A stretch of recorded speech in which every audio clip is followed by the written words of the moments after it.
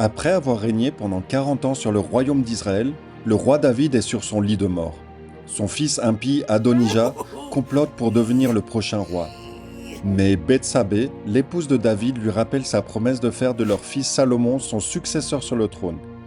Puisant dans une force venue du ciel, David se redresse et ordonne clairement au prophète Nathan de conduire Salomon à Gihon pour l'oindre comme roi.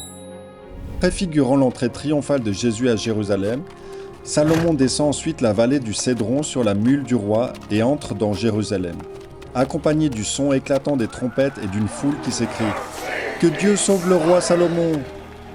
Mais Salomon n'a qu'une vingtaine d'années et ne sait pas vraiment comment gouverner un royaume. Comment gouvernera-t-il le royaume de son père ?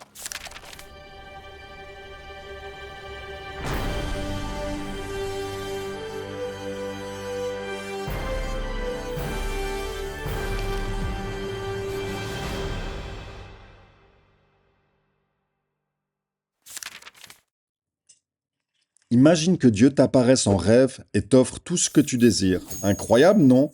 Que lui demanderais-tu ? La jeunesse éternelle ? 1 million d'euros ?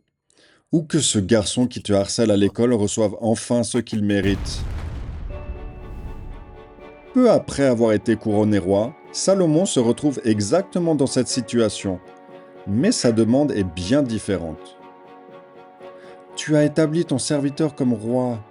Pourtant, je ne suis qu'un jeune enfant. Je ne sais pas comment m'y prendre.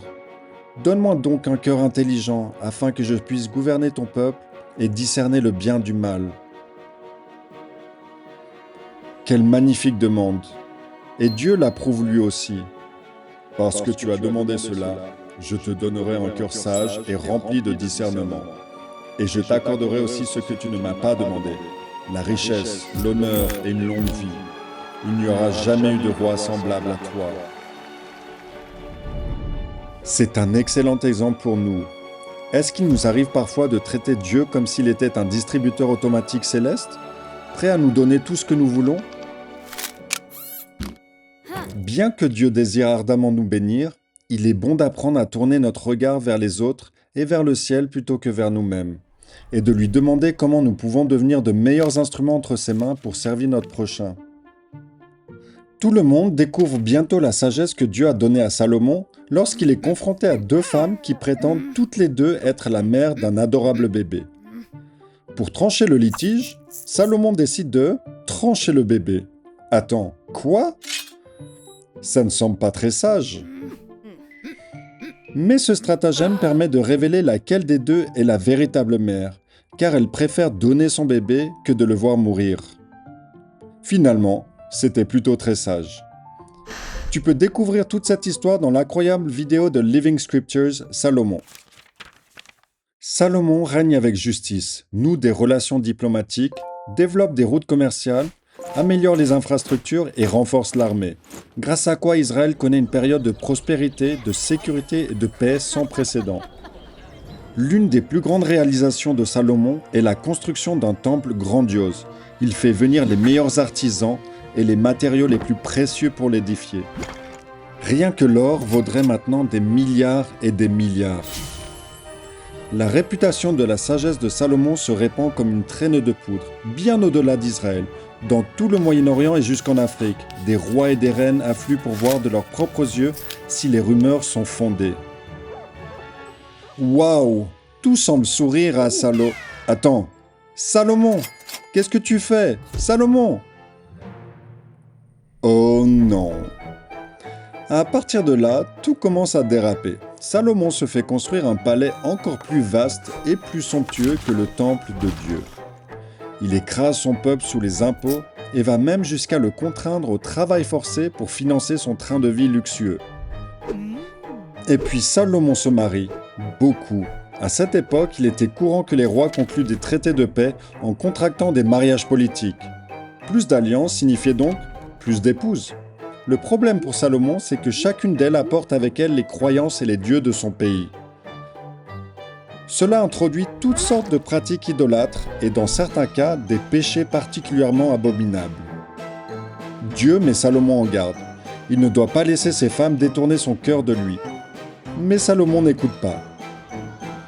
Heureusement que je me suis construit un si grand palais. Salomon finit par céder à la pression de son entourage païen.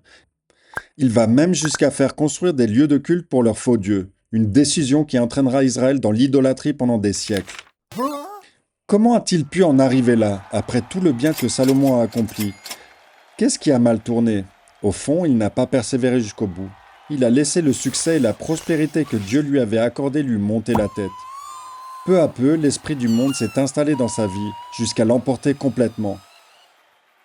Et cela pourrait aussi nous arriver. Salomon était le plus sage des rois de son époque. Alors même si nous pensons être avisés, nous devons rester vigilants. Si nous laissons les valeurs du monde prendre racine dans notre cœur, elles finiront par accaparer notre temps, notre attention et nos affections. La véritable sagesse consiste à garder Dieu au centre de notre vie. C'est seulement ainsi que nous pouvons pleinement recevoir et apprécier les bénédictions qu'il désire nous accorder. À cause de sa désobéissance, Dieu annonce à Salomon qu'Israël va traverser des temps très difficiles. Et quand on dit difficile, c'est vraiment difficile. Après la mort de Salomon, le peuple continue de souffrir sous le règne de son fils Roboam. Jusqu'à ce qu'un ancien rival de Salomon, Jéroboam, entre en scène et que 10 des 12 tribus d'Israël se révoltent. 10 sur 12, clairement pas recommandé. Le royaume d'Israël est déchiré en deux. Y a-t-il encore de l'espoir pour les Israélites? Le peuple va-t-il rejeter les faux dieux? Vont-ils obtenir un roi qui choisira d'adorer le vrai Dieu et d'y rester fidèle? Continue de regarder pour le découvrir. We hope you enjoyed this presentation. Now it's your turn to study the scriptures and the stories behind them as you continue to learn line upon line.